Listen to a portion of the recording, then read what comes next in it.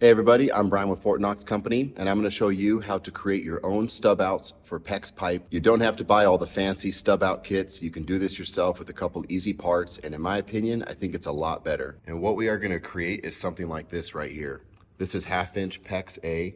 We have these support clips that we mount inside bracing like this. You stub them out, it's really secure. It grabs on the inside of the pipe. It's only a couple dollars and you can really make it work however you want. Your spacing is easy. Let me show you the stuff that I do not like. This right here is sometimes what you'll see for these stub out kits. It comes with a little thing that tightens down. It's got an adjustable brace. It looks really nice. The idea that you can bend it through here is cool because you can get these 90s. So this is a benefit. You can buy these supports separate. But what I found out with these kits, and I've done several of them, behind walls, open framing, there is no easy way, at least that I figured out, for these to work effortlessly. The hardest part, and it depends on the product because there's different brands of PEX, I believe the outer diameter is slightly different, that when you're pushing it through here, and if you don't have this plastic ring on already, and you bend your pipe and you try to slide it through, then you slide this ring on to tighten it down so it grabs. I have not been able to get this plastic ring on with the pipe in already. I have to have the plastic ring on, barely threaded, but enough to grab. Put the pipe in,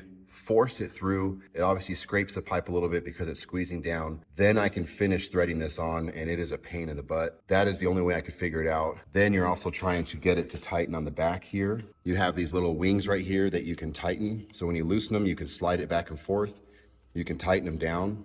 Again, no easy way to get to these. And if you try to hit it with something hard, you'll probably break these tabs. You're gonna hurt your fingers trying to turn it. And I can get it snug with a little bit of elbow grease. Sometimes if you really push on it, it will still slide. It's just really finicky. And I don't feel like this kit was as easy as you thought it was gonna be, at least for me when I bought these. So I've had a couple different styles. I really don't like them. So we're stubbing out plumbing for the sink right now. And I went ahead and created this. So let me show you the simple steps that I took to put this in place, to get this super rigid, exactly where I want, just a couple simple steps. And before we get deep into this, if you haven't already, please hit the like button on the video. It helps me out a lot. Consider subscribing. I'm gonna be doing all the build out on this casita, flooring, cabinets, drywall, everything. So if you're interested in that, make sure you subscribe. I appreciate everything. Hit that like button. Let's go. First thing we're gonna do is measure our spacing, just like you're gonna block out between studs. We're at 14.5 on the dot. We can then go ahead and measure and cut our wood, 2x4, 2x6, whatever your choice.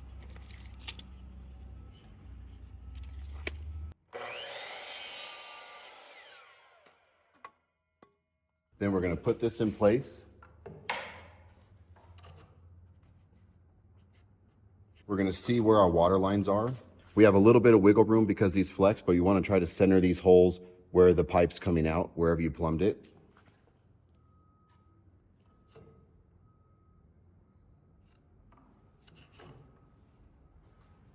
We'll transfer these lines down so we can drill on center.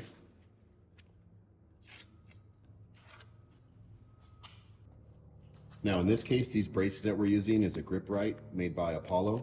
These are the fittings. They obviously have holes right here where we can screw down and anchor the fitting. The outer diameter that we're going to countersink is 1 inch. So we're going to go about 3/4 of the way through this with the 1 inch bit.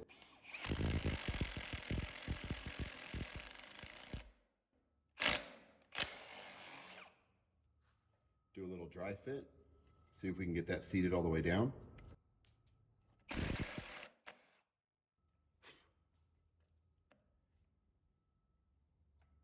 Just like that. And another step, if you want to get really fancy, you can line this up, trace this out. Then you can come back in with your router and you can countersink this. And that's if you want this to sit flush with the fitting, because we do have enough wood right here. But because we're going to recess this slightly back in the wall, my main concern is to support the pipe properly, not so much that we have a flush fitting, because we're not going to be screwing into this for any of the cabinetry. This is just so that we can support our PEX pipes properly, and as we're putting on our fittings at the end when we're finishing out the sink, these pipes aren't going to move around.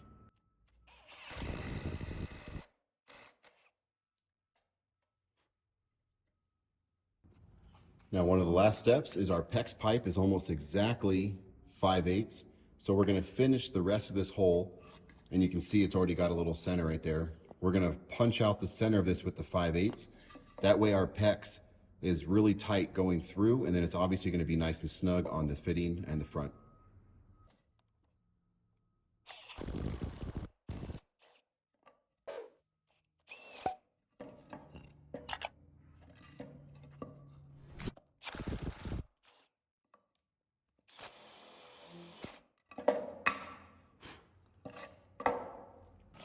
Then we can start putting this into the wall.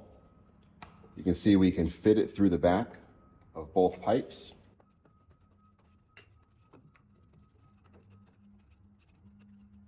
Then we can recess this as far as we need to so that we have flush when we put our drywall up. Then we're going to secure this in place using some framing screws, making sure that we're not going to penetrate too far. These are 2.5 inches, but however you have your pipe spacing, make sure we don't drill into our pipes. Make sure that we're level.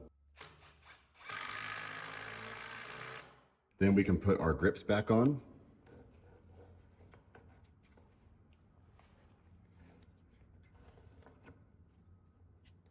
Then we can secure these down.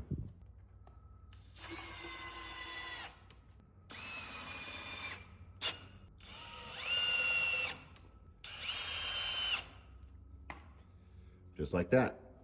So let's take a look at it. Our pipes aren't going to be moving around the wall on us. It does have a little bit of forward and back push on it, so they are gripping on the inside. These are fitted snug into the wood, secured firmly there. We have good blocking here.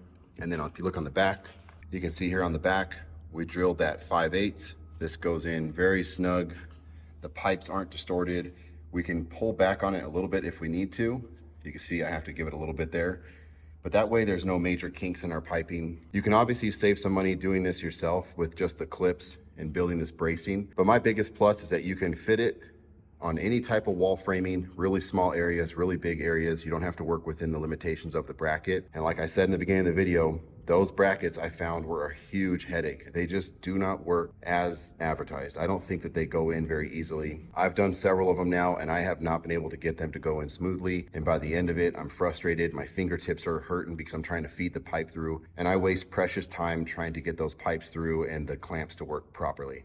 And obviously you can get a little bit more fancy with this. Like I said, you can recess these and make them flush. I just set it back a little bit. You can use different screws that sit flush inside there, but I like using these flathead screws. These are cabinetry screws. I'll put links for all these things in the video, and if you have any questions, let me know. But just something that you can do yourself, save some money. I actually found that this whole entire process saved me time, headache, and I was really proud of my work when I was done, and I knew that it was done properly.